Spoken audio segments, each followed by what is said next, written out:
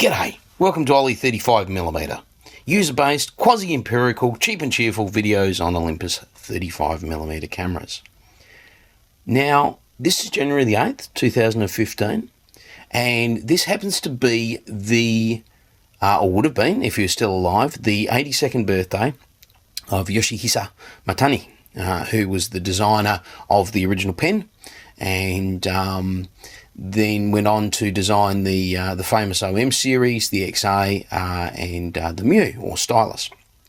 And I thought, seeing as it was his birthday, I'd actually launch the actual reviews on this date, and I would take the time to review the Olympus OM-1, not because it was the first camera designed by Matani, not because it's the first 35mm SLR camera, but because it's my absolute favourite. In fact, if you actually have a look here, it also has the Zuiko 50mm f1.4, and these two are actually my favourite combination of camera ever.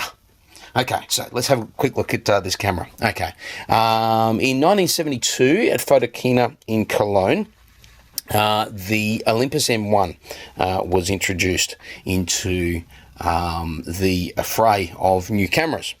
And let's see if I can get this so you can actually see it, and move this just up a little bit. Okay, beautiful.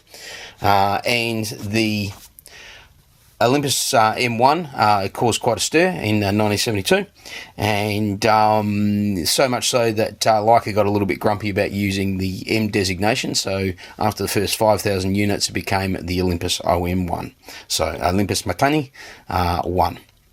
This particular model is an MD model, which means it will accept a motor drive. There's a little MD down there, and it was probably made somewhere between about 1974 and 1979. I'm sure if you had a look at the there's a serial number there.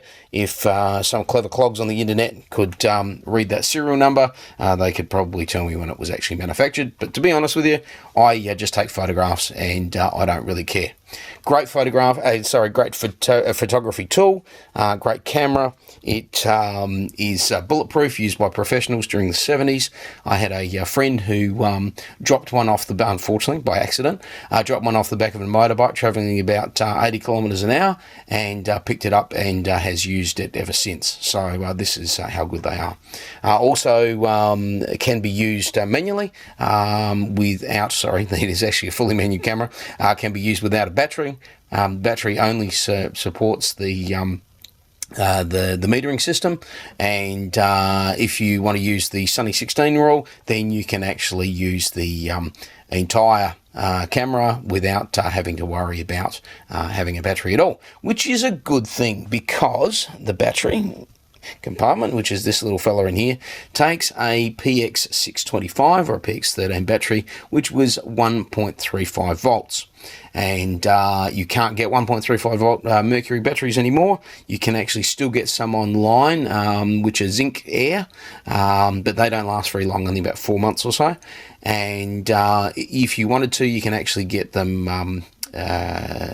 modified to actually take a 1.5 volt PX625A battery. I cheat a bit. I just generally change my ASA accordingly to actually help with the accurate metering, but I use negative film as well, which makes it a little bit easier. All right, okay, so let's have a look at the camera. It has a shutter speed ring, which is actually on the body of the camera. It's not attached to the lens, and of course it's not on the top like you would normally expect to find on a lot of SLR cameras. I personally find it very handy. It has a bulb setting, which will stay open for the entire time that you've actually got your finger pressed down. Whoops, sorry, I'm going to click it around to be. For the entire time that you have your finger pressed down. And then you have shutter speeds ranging from 1 second through to 1,000th of a second.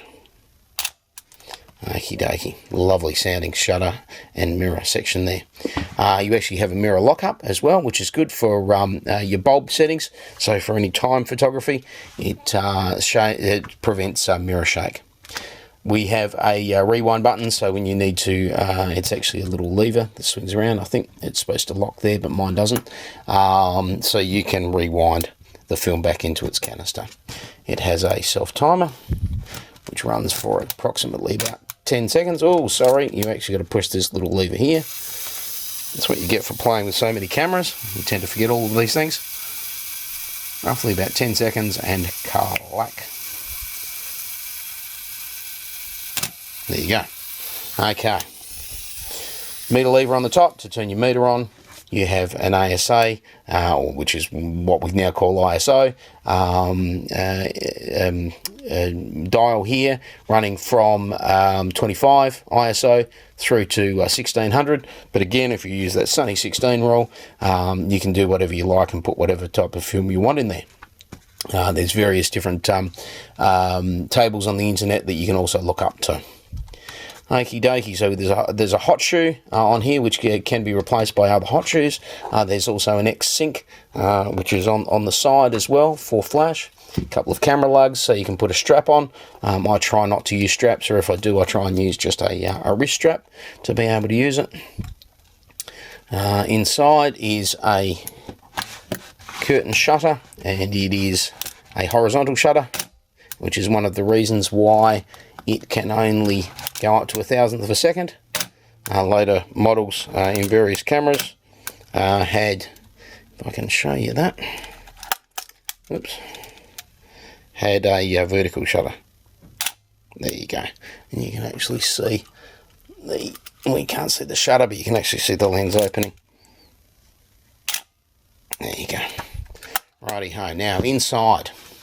It's pretty basic. It used to come with a split screen in the center with a Fresnel screen or ring around the outside. I've replaced it. You can actually replace the screens in this particular job, and I've replaced it with just a Fresnel screen. Okie dokie. So let's see if we can actually see inside here. I'll try to, let's focus just on this little camera.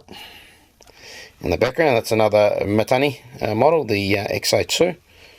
And if we go to the side, you'll actually see there is a needle, which will, if we turn it on, should hopefully, oh crikey, it's been hard to see, isn't it, allow us to get the proper exposure. And you can see now, if I set the shutter speed a bit faster, hopefully the needle will sit somewhere in the center if I get it right.